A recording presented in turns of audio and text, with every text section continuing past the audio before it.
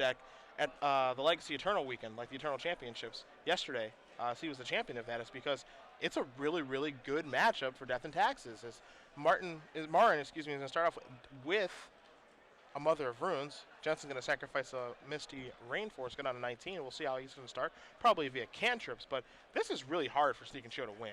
Yeah, Death and Taxes actually put up a dominating performance in the European Grand Prix a couple of months ago. Thomas and Voltson. In a mirror match finals. If you ever read one of these deck lists and wonder why a deck full of this nonsense could be powerful in a format like Legacy, its matchup here is one of the major drivers. Yeah.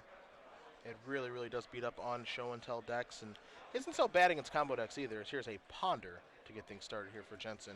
But I know, speaking of Jensen, I remember the conversation I had with him actually in Las Vegas in one of those opens where he ended up losing to Death and Taxes in the top 8, and he's like, I just can't do anything. There's just nothing I can do to win. He's like, it's like 95-5 in their favor. Yep. So, and against normal creature decks, you have Mother of Runes and Stoneforge for equipment, two excellent plans. Yeah. So it's not like you have no game against conventional creature decks, and then a lot of your equity is devoted to just beating decks like the one that you see Jensen piloting here. Also, one of the great things about Legacy, too, and there's numerous great things that we've talked about, of course, this weekend, but it's really funny to me to see, like, a Sneak and Show deck that's just incredibly powerful, and when the opponent plays Mother of Runes, you're probably thinking to yourself, crap. Like, really, Yeah, this is how I'm going to go down. Here's a Stoneforge Mystic. Going to trigger that. Going to go searching for equipment. See if it's going to be Batter Skull. It's actually going to be Sword of Fire and Ice. Shing. It applies the quickest clock of all the swords except for the red-white sword in certain corner cases. Yeah. I missed the red-white sword. It had its moment. Yeah, it's a cool card. Had its moment. I like that card. Unfortunately, it was dwarfed by just more busted equipment that got printed. So. Yeah. So Marin not doing anything risky with his Mother Runes, just hanging back on T to protect his Stoneforge Mystic. Although this is exactly the kind of draw that Jensen can defeat with something like Sneak Attack. Huh. Not a lot of pressure, no real hate bears. He's got some time. Show and Tell is always going to be a risky proposition because of Caracas and Phyrexian Revoker. Agreed. All right, so Ponder's going to resolve. Looks like Jensen's going to keep it, going to play a Scalding Tarn, just past turn back. So a pretty slow start, but it looks like he wants to just get everything set up in such a way that, everything's just easy, smooth sailing. It's also possible that he's trying to play out his turns in such a way to conceal what deck he's playing. Yeah. It's possible Marin will take an incorrect line.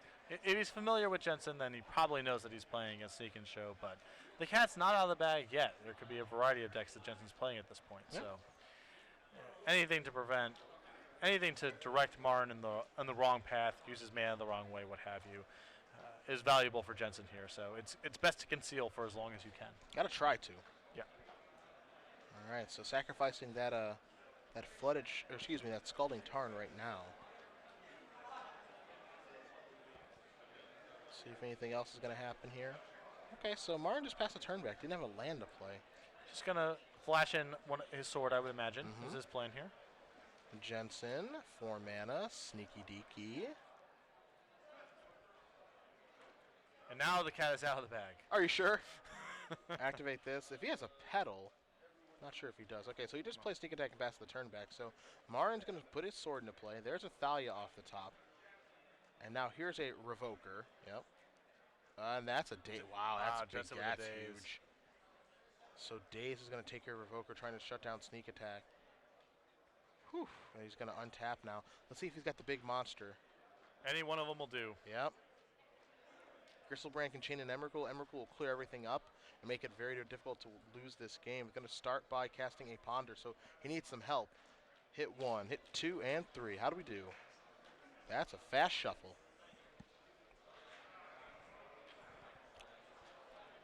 Yeah, Jensen just possibly just missing the last piece of the puzzle. Yeah, I mean, might as well get that. Might as well get the Sneak Attack established.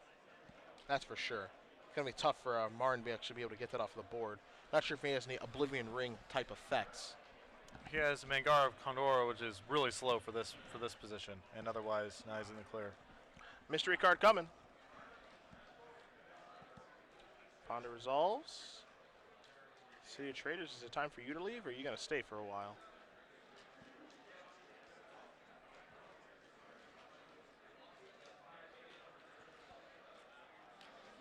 Jensen. Yeah. Just pass the turn back. So not a lot of exciting stuff going on over here for Jensen and Sneak and Show deck. But the draws for Marin aren't really cooperating very well either. He's drawing like a lot of swords, and yeah, there's a Thalia over there and stuff, but not great draws from him. Well, at this point in the game, he honestly only has 7 cards in his deck that really matter. He has his 4 Phyrexian Revokers, now down to 3, one's in the graveyard, and 3 copies of Caracas. The rest of his deck is just sort of just random creatures. Force Will going to take care of the Thalia, so the Jensen can keep cantripping around, or, you know, cast Intuition or something of that nature. Going to attack for 1 with the Stone Forge, leave Mother Runes back on D to be able to protect it. And Jensen's going to start off with a Brainstorm here. So 3 cards deeper. 1, 2, and 3. Gristlebrand among them. Daddy's home. He's been drinking. Not happy. He's really mad. He's getting out the belt. It's just going to get, he could get ugly really fast. All right, so there's a fetch. Probably going to get another red source. Yep. This way you can Grizzlebrand, draw 14. Ladies and gentlemen, if you're interested in any side events, tonight will be... Yeah, and he can draw 14 to find Emrakul and get it done in 1 turn. So activate Sneak Attack. There's Grizzledad. Immediately activates that, so 7 cards coming. See, Patrick, it's not show and tell. That's not what does it. That's what you fail to understand. It's just an activation. It's Sneak Attack, Emrakul, and Gristlebrand on an Annihilator 6, and that's going to do it. Listen, when someone builds their busted red-blue Sneak Attack deck without show and tell in it, then we can have this conversation. All right, I can't wait. I can't wait for that to happen. Huey Jensen does win game number 1 over Isaac Martin playing Death and Taxes. So Sneak and Show's got a pretty rough matchup here, but Jensen's up a game. We'll go to Marin's sideboard first to see what he can do to kind of get back in the saddle here. What's a pretty good matchup for him. He has 2 copies of Pithing Needle, and he has a copy of Oblivion Ring. Those are his best tools. He has a green-black sword, a Mindberry Trap, a Jitte, a Tormod's Crypt, another Mangara, 2 Cataclysms, 2 Aethersworn Cannons, 3 Rise in Peace. None of these things really jump out at me as being especially good here, although I guess it's possible Cataclysm is another path for him to blow up a Sneak Attack once it's in play. But that seems really... the moons have to align very How would that happen? With Cataclysm? Oh, no, everyone sacks down to 1. Yeah, sacks down to 1, right, yeah. Right, so we're not going to touch that. It is just going to be... I'm sure the 2 Pithing Needles are coming in, and other than that, and the 1 Oblivion Ring. Those are the 3 cards I'm pretty sure on. Well, I know Echoing Truth is going to come in here for Jensen because he's got to get those problematic things off the board. Unfortunately, Echoing Truth cannot bounce Caracas, so it can only do so much. Other cards you're going to find interesting because now he's got to go through some different ways to try about getting the job done here. He's got a card like Blood Moon, which against the mono white deck isn't great, but does shut off Caracas, so it's something to consider here. Pyroclasm can actually kind of clear some of those smaller things out, like Phyrexian Revoker. That'll be a little bit annoying, assuming there's not a Mother of Runes hanging out, of course. And then Jace the Mind Sculptor, I think, is the big one, because there's only 2 copies at the sideboard, but a Jace Ultimate is, I think, a legitimate plan to try to win. Well, certainly, the 2 Pyroclasms are awesome here, and that opens up a plethora of game plans. You could go to Jace like you're describing and try to set up more as a slower control deck. I could see the 2 copies of Through the Breach also potentially coming in here, as it's a way to not have to deal with the symmetrical effect of show and tell or deal with his various potential answers to Sneak Attack. Yeah. So again, I brought this up when we had Eric Froelich on camera earlier. There's only so much sideboard you can do with these style of decks. You have to be pretty dedicated to what your core plan is. So you can't go crazy bringing in 8 cards. I've seen, Sneak and Show decks from a year ago that looked like they had 12 cards for particular matchups, random Spell Pierces and Flusterstorms all over the place, and you can only shave out so many of your components before you start hitting these inconsistencies, starting to remove Ponders and Preordains and stuff like that from your deck. So only so much sideboarding to be done. I think you can pretty safely get rid of the 3 copies of Spell Pierce. The 2 Dazes are probably not very good when he's on the draw, so he has a little bit of wiggle room here, but he can't go crazy bringing in too many cards. Well, we'll see exactly how both players use sideboard here. You see Marin's taking a good long time and a good long look to see exactly what he does on a sideboard in, because he does have a healthy amount of options on what he can board in. 6, 7. Yeah, so he's just going to shuffle her up, make sure he's got 15 on the board. And then we will be underway shortly here. Again, if you guys are just tuning in, we do appreciate it. Cedric Phillips, Patrick Sullivan, here in Los Angeles at Stan Lee's Kamikaze. It's been a fun weekend so far. Benjamin Lundquist, our Standard Open champion with Boros. We are in round 6 of 9 here of our Legacy Open. You see Huey Jensen on your left, Isaac Marin on your right. Taking Show versus Death and Taxes. Some other big names in the room. Eric Froelich playing Storm. We watched a fun match with him a little bit earlier. Ben Lundquist no longer in top 8 contention, playing Merfolk with True Name Nemesis in his sideboard. Jacob Corey gave Josh Utter-Layton his first loss. Jacob Corey playing Blue-Red Painter. Josh Utter-Layton playing Combo Elves. So some big names doing some good stuff here.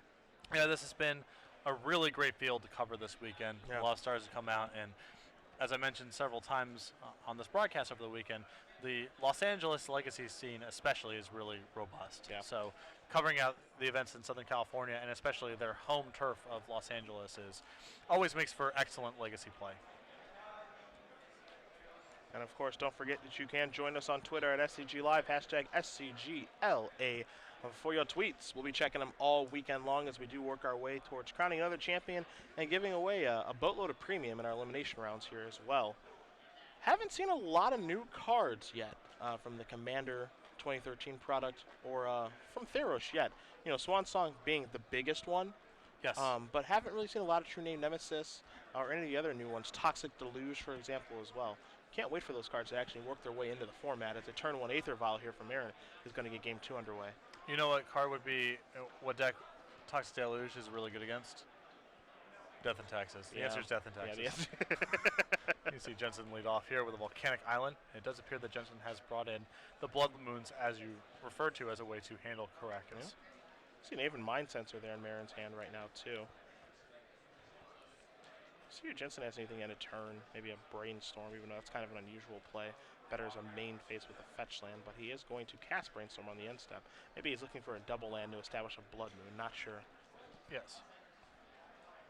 And, you know, Death and Taxes, for as good as the matchup is with Sneak and Show and have many powerful tools, you know, there's only so many Marin Crusaders and Sarah Avengers you can put in your deck before you start drawing a lot of Marin Crusaders and Sarah Avengers. You make a very compelling argument. There's a lot of dead weight in here. There's a Lotus Petal. Here's a City of Traders. Oh boy. Oh boy. Oh my goodness. Oh boy. This is Sneak a Cheese. Jeez. He's not messing around. I'll Violin Mother of Runes. Activate. Oh, come on. Emrakul. Kill all your stuff. That's a decent hand. I can see why you brainstorm on the end step now. My God. Yeah, it's the Vial too. Yeah, all of that. All right. Yeah, sure. Good keep. So, well, he has a Python. Marin has a Python Needle in his hand here. Is it a land too? I don't believe so. Could be mistaken. Yikes. Well, we'll find out soon enough. That was in your face. Yeah. Oh, even Mind Sensor. That's a neat card. Yeah. All right. These for the right off the top. All right. Okay, We're still playing Magic. Python Needle going to come into play. Oh no, it's not. My goodness. My God, man. I think Jensen does not have the last piece. I think he's on a Brainstorm right yeah, now. he doesn't have any interest in losing to Sneak and Show, or excuse me, Death and Taxes. Actual none. And now furrowed brow. What to put back with this Brainstorm? Boy, has this draw been good this game. Yeah. Although Marin's keeping his head above water. Yeah, he's trying to fight back. Not defeated. Whew. He's in some trouble, certainly. Without question. He has to fade a lot of draws from Jensen, but for as explosive as Jensen's opening was, he's still here. Yeah, it's not over yet. Marin at 5 life and trying to rebuild. Was off to a really good start, too. Put the cards back with Brainstorm. Play a Scalding Tarn so he can shuffle away with the Brainstorm, but he's going to lose the City of Traders. Mother of Runes off the top going to come into play. So will Jensen sacrifice? He's not going to. Let's see what he draws. I think he set a cantrip on top, either a Ponder or a Brainstorm. Okay.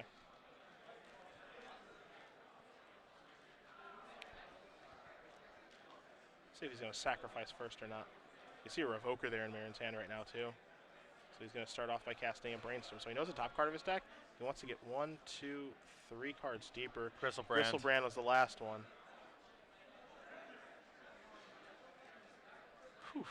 Mufasa. And this is the kind of match where, assuming this Brand is game over here, where Jensen's just going to be laughing to us afterwards. Yeah, for sure. Just saying, I'm glad I got out of that one alive, because that's the last deck that I want to play against. Activate Sneak Attack, Brand, Business U, and that's going to be it. So William Huey Jensen, the Hall of Famer, does defeat Isaac Marin. 2 games to 0. Sneak and Show getting by Death and Taxes. Well, what I was going to say, I'm sure Jensen's happy to win the matchup because there's a lot of problem cards in the Death and Taxes deck. But this is the kind of matchup where Jensen comes back afterwards and is like, yeah, the guy had Mother Runes and Maven Mind Sensor and stuff like that. Sure. So I just Emrakul it. Yeah. I made him sacrifice permanents and dealt him 15 and did what my deck does. But